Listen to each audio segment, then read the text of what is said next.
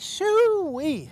These porta potties are pretty much your only option if you need to use the restroom or you're on the beach here in Waveland. And on a day like today, when it's sunny and over 90 degrees, beachgoers say, well, it's not their favorite option. The mayor says he knows that and he's ready to change it. Through JCLC, cadets get to train to take their teamwork ability to new heights. Speaking of new heights, this is a little bit higher than I thought. Chief Sullivan says to also always check your heaters to see if they're ETL or UL listed. This means they're tested and certified safe. Also, always check your smoke detectors. They can save your life and your property. The texting and driving law wasn't the only Mississippi law to go into effect today. There were several improvements made to Mississippi gun laws, and now these Mississippi vehicle inspection stickers are a thing of the past. This Thursday will be 3 weeks that my daughter was killed, and it'll be the worst 3 weeks of my life. Because of that, I am not going to stop. And stop she hasn't. Rose LUCIANO-FOSS and her family have been canvassing the city, searching for answers. She didn't deserve what happened to her.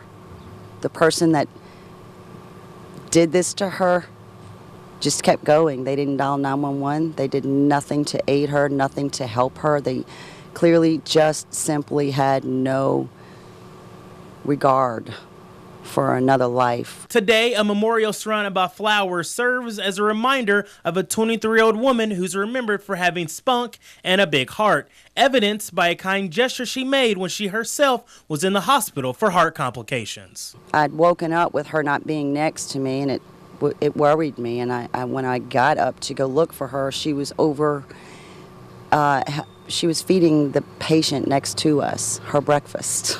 It was an elderly lady that was ill and not able to do that for herself. What exactly do police know? They know that during the early morning hours of June 18th, Shelby was walking down Waveland Avenue when, between 1 a.m. and 4 a.m., she was struck and killed. Now the police need your help to figure out who is responsible. And that's what we're looking for, is anybody with any information. Even though you may see it as being insignificant, it may mean everything in the world. Whether you saw Shelby walking that night, was in the area around the time of the incident, or possibly saw the vehicle in question, the police and LUCIANO-FOSS desperately need your help. If you can hear me now, I am begging you now to step up. Just take responsibility for this situation so that this family and myself can have closure.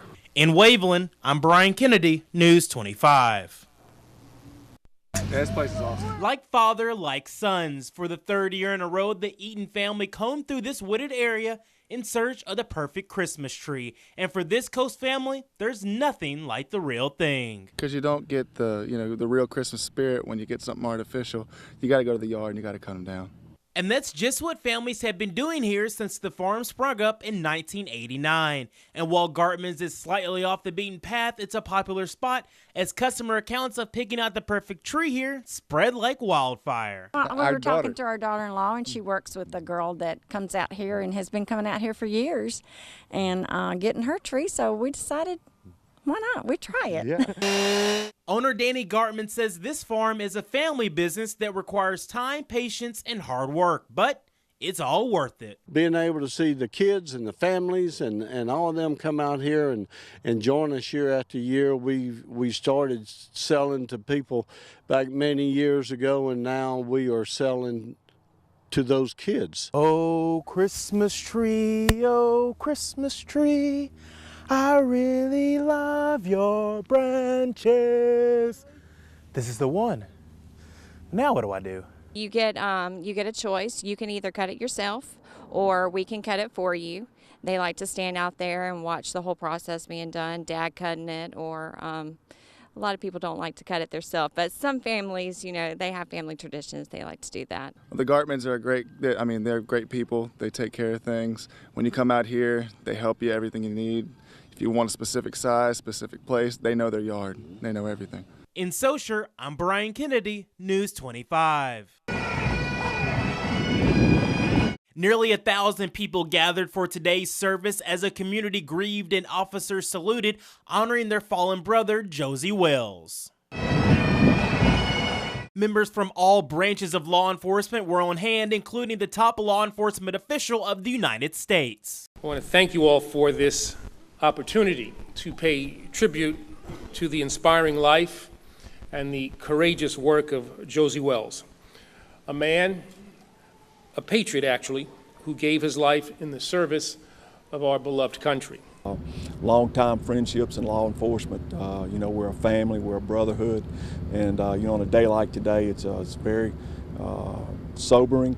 It also takes a special person, a special spouse, to support such a dangerous career. Josie Wells married that woman. 2014 brought about some hardships, but it ended so perfectly when we found out we were pregnant.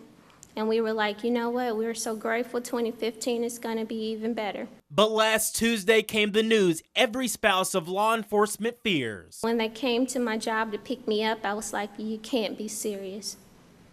You can't be serious. But in a way, I think that was God's way of preparing me for it. Take me to the King. I don't have much to bring. But when Josie's unborn son is born and grows up to be a man, he and his mother are sure to be surrounded by a community who would keep Josie Wells' memory and legacy alive. A life well lived and a man who fulfilled his calling here on earth to protect and serve. My heart is torn in pieces. It's my offering. In Wade, I'm Bryan Kennedy, News 25.